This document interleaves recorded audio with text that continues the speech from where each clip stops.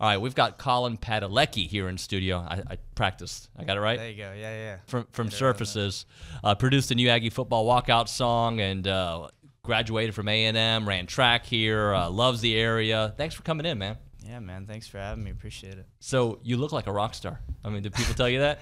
Not really, man. Yeah. I still live in San Antonio, so I don't really divulge in all the rock star stuff. But yeah. Well, let's start off with the song, how it all came together, and kind of work our way through your career. Yeah.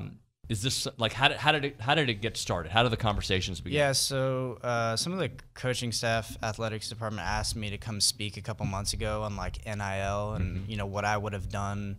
Running track, but I wasn't able to talk about my music while I was running track because NIL wasn't a thing yet. So they asked me to be a guest speaker here a couple of months ago. Is that when Coach Henry came to the studio? Yeah. And I hadn't seen Coach Pat in such a long time, so it was nice seeing him. But yeah, and then I think ensuing a few weeks later, they had hit me up saying like, hey, we're looking to do an original song for the walkout. Would you be interested in trying to make it? And I was like, wow, that's crazy. I'll definitely give it, my best shot and give you a few options. So. All right, and then was it 1, 2, 3, 4 songs? Like how did like the one that we got? How did we get that one? Yeah, so I just asked them to Zoom, and then I asked them, like what BPM are y'all looking for? Like, do y'all like the pacing of it? Do y'all like the chant aspect? They're like, we love the chanting.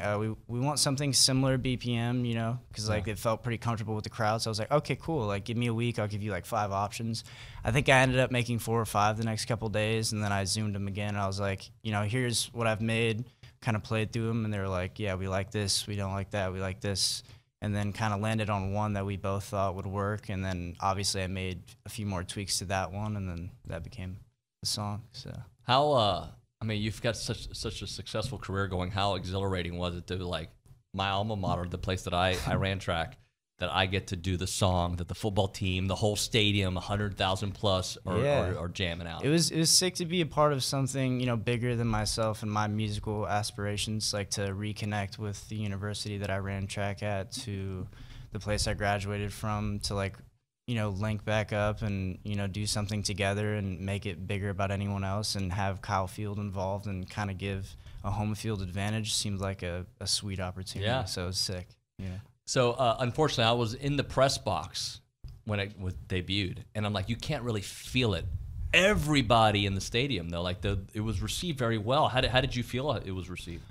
So it was funny. I had to fly out that morning to go play a festival in El Paso for Surfaces, so I missed out. But I was literally in our green room trailer behind stage, with the ESPN stream going, just eyes on the screen, just making sure everything went okay. And it seemed like everyone liked it for the most part. Fantastic. So. Let's kind of go through your musical background. How did this happen? How did not only Surfaces, but just your kind of your growth through the career?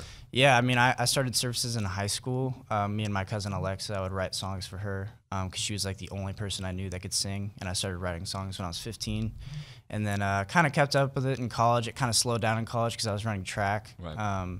But then, I ended up leaving track 3 years in just to really chase the musical aspirations, because it was something that I knew that I had in my heart, and I needed to chase it, and I needed to know where it led. So, I just kept on chasing it in college, and then I eventually met the counterpart, Forrest Frank, who was going to Baylor at the time. Mm-hmm. He found me on SoundCloud, so he would start driving into that place on Montclair, that little blue house that's literally like a stone's throw from this building. And he would drive in, and we would just hang out and show each other stuff we thought was cool. And then eventually he took a job in Seattle a year later, and I would still send him songs that me and my cousin were recording. And eventually he was like, yo, do you just want to come fly out to my houseboat in Seattle and we'll try to record stuff? I was like, sure. Ended up recording half of our first album there. And then ended up recording the following albums mostly in that Montclair house, right in Historic District. Yeah, we recorded Sunday Best in my bedroom closet. Forrest would just put aside my clothes in my closet, stick a mic in there, and it's pretty incredible, pretty crazy. Man. Yeah. What about your teammates? Did they know about the music? I mean, how surprised were they when it blew up? Two of my like really good friends on the track team, Garrett Cragen and Ben Zook, the decathlete and the high jumper, they were like always supporting me. Like I had a little EP release party like my sophomore year over at U Club Townhomes, and like all my track teammates came over. Obviously, like the music was kind of small per se. But like all my teammates were always super supportive, and like, you know, those two guys always helped me like make decisions of like, yeah, man, if you got music in your heart, you need to chase it, you know, no matter, you know, what it costs. And, you know, those guys like that kind of helped me. Did Coach Henry know? No, they had no idea. No. Like, I wasn't allowed to talk about it. And then, like, it was funny because all the coaches, like, would, like, consider me, like, you know, oh, there's, like, sleepy Padalecki, because I always looked like I was tired, but it was because I was, like, DJing at Northgate Tuesdays, Fridays, and Saturdays from, like, 11 to 2 a.m. just trying to make a quick buck. And because, you know, the main music really wasn't making any money yet. So, like, DJing seemed like a good thing to do for, like, the 3 years that I could. So, yeah.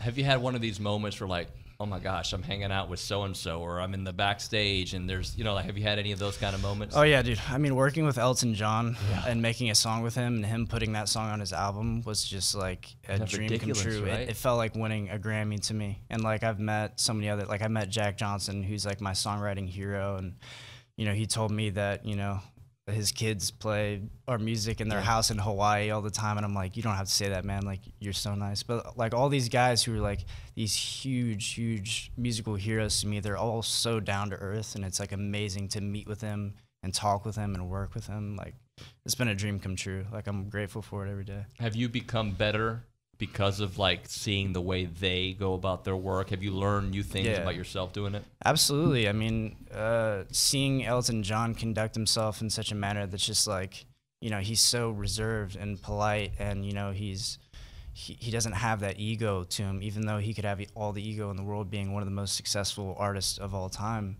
And it just taught me to like always remember where I'm from, always be humble, always treat people with respect, and just, you know, live life like, yeah, you get to do music for a living, but that doesn't mean it has to change who you are. Where was your first show? My first show was in Curious Collections off Texas Avenue in College Station. We played it for free. It was like a little acoustic EP thing, and I was like, oh, we'll see who showed up. And I think like 50 people showed up, a bunch of track teammates, a bunch of, you know, College Station kids who just wanted to see. And then our second show, the athletics department asked us to play the fan zone here in College Station, right in front of Kyle Field, for that one football game that I think it was LSU, and it went into like 7 OTs. Oh yeah. So yeah, that was like our first time, and I think we had played Sunday Best and all those second album songs before they even came out. It was like on that stage. Oh, wow. So it's like crazy full circle moment with like the intro thing. Yeah. And then what do you think has been your biggest show? Like, man. Lollapalooza was insane. I love playing festivals. We played that. We played Austin City Limits, which like I've been dreaming of playing since I was 15, and we got to play main stage at like 4 o'clock, which like we probably had like 50 or 60,000 people, and I was just like, I was in heaven, man. I was like just so grateful to be there. Am I right? You just released a song recently, right? There's a new song that's been released. Yeah. We just put out Cloud last Friday. It was received pretty well. It's doing pretty well, and yeah. And you're singing it, right? Yeah, I'm singing it. So. First time you? First time, yeah. I've been writing songs for like 11 years, but this is the first time that my vocals are out there, and it feels pretty cool. So was your vision singing? Was it producing? Well, what was like? Your love for music is just being in the industry, right? Yeah, I mean, I never had any type of lessons growing up. I didn't have piano lessons. I didn't have choir lessons. I didn't have anything. I didn't have any theory lessons. No one in my family does music at all. And I don't know, when I was 15, I couldn't stop writing words to the page. Like, it was just my way of expressing myself. And it was just one of those things that never got old, and it always drove me to, like, want more. And I just wanted to be a good songwriter. Like, I wanted to write feel-good songs that you could like relax on the beach to, or just like hang out with your friends to, and like be under the sun. And you know, eventually that bled into producing. Eventually that, you know, bled into, you know, vocals. But I don't know. I've always tried to keep it a natural process and never force anything. So I'm old, so I don't love social media. But what I'd love, same. You're the same way. Yeah, dude. I'm not a social media guy. But it's a necessary Oh, you have to, You're especially right. as a musician, you have to. But I don't know. But I'm listening to your story, and I listened to Zach Bryan recently on Joe Rogan, who also had a similar kind of like. He's great. SoundCloud, people heard it. Yeah. That was like our social media back then. Yeah, and I'm just like, it's just amazing that in today's world, like people like you who have these visions, who weren't naturally trained, can still find a path, and you've done it, man. That's cool. Thanks, man. I appreciate you saying that. Yeah, Aggie football. I mean. You die hard, watch the games. Yeah, dude, I've been coming to the stadium with my pops since I was like, I could even remember. Like, my earliest memories of football games are Kyle Field back when the fourth wall wasn't up, and you know, like Jaworski Lane, just running around my backyard with a little Nerf football, just pretending like I'm trucking everyone. Right. Like that's the. Are you going to any games this year that you play? Yeah. I'm trying to go to this Saturday. Okay. Because I literally haven't heard the intro live yet through the speakers. When you say try, has nobody given you tickets yet? Is that what I'm? No, not that. It's just like I had to play that festival first game, and I was like, man, I can't believe I made the song, and I'm not even going to be here for the first home game. Like, it sucks, but Well, I mean, especially after talking to you, I want to walk out of the press box and feel it because, like, me too. It's it was so well received, man. And just any thoughts on the team getting it fixed? Yeah, I mean, like I wanted to make a song that would make those guys want to run through a wall because, like, obviously I ran track, and track and football are very different. But I think I have a good, idea of like what gets me hyped up just as an athlete. And I played high school football, obviously not even close to the level that these guys are playing at. But I know what gets me hyped up and what might get them hyped up.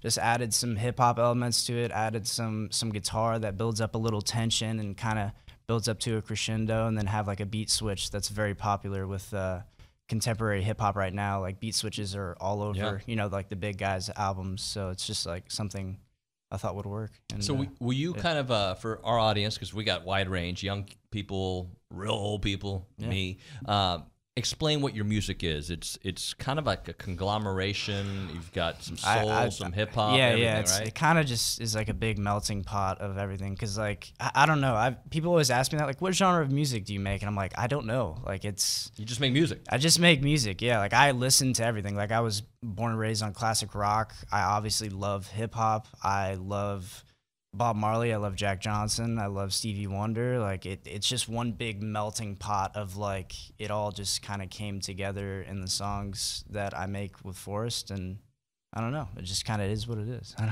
don't know how to describe it. I guess feel good music is something that usually comes to mind, like as like an easy word to say, like feel good music. It's like, oh, okay, feel good music. I think feel good whatever music. that means.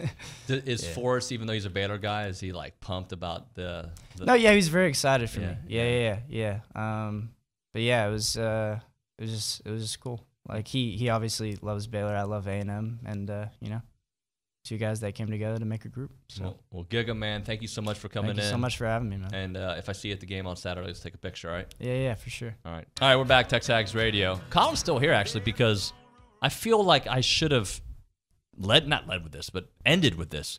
You're on TexAgs. You've been a TexAgger for a while, right? Yeah. My older cousin, who also went here, he told me like some stuff was being said on here. I was like, oh, that's interesting. I guess I'll check it out. And then I just got lost in the wormhole, man. Was this a while back? When was this? Yeah. That was probably like February, March-ish. Okay. Yeah. Or maybe later than that, April. I don't know. So do you find yourself like just kind of reading all the stuff? Yeah, it's an interesting atmosphere, man, because I feel like some people are like pretty positive on there, and some just like yelling at clouds. Yeah. It's like an interesting dichotomy of like they all, I think, deep down like really love and support the university. That's why they're so critical of everything. But then sometimes it's just like, man, like, why are you so angry? like what? You go outside, drink some water, man. Why are you so angry all the time? Well, I've had a lot of people. We got about 40 seconds left in the segment. I had about a bunch of people text me like, Colin's on TexAgs, like, and I think your name's. You don't have to say your name, but like it's out there. Like people like have put two and two together. Yeah, I like made the mistake of like first posting with my like actual name. Then I was like, oh, this probably won't be like the best. I'm not like I stand by everything I've said on there. Like I haven't done anything crazy. I was just like I'm more of like questioning people, of like questioning like, yo, why are you so angry? I've done it. Yeah, of course. It's hard not to, man. But it's funny because like when we kind of broke into the like pop culture atmosphere with like the big songs or whatever, as a musician, like you kind of sign up for that, you know. It Yeah, comes with the territory. So yeah. it's like I really haven't divulged in the comments because you can't go with the good ones or the bad ones. You got to just stay level, and you can't just believe what they say. But like, Thank you so much for know, coming in, brother. yeah. That was awesome. Appreciate it. We'll do it again, right? Yeah.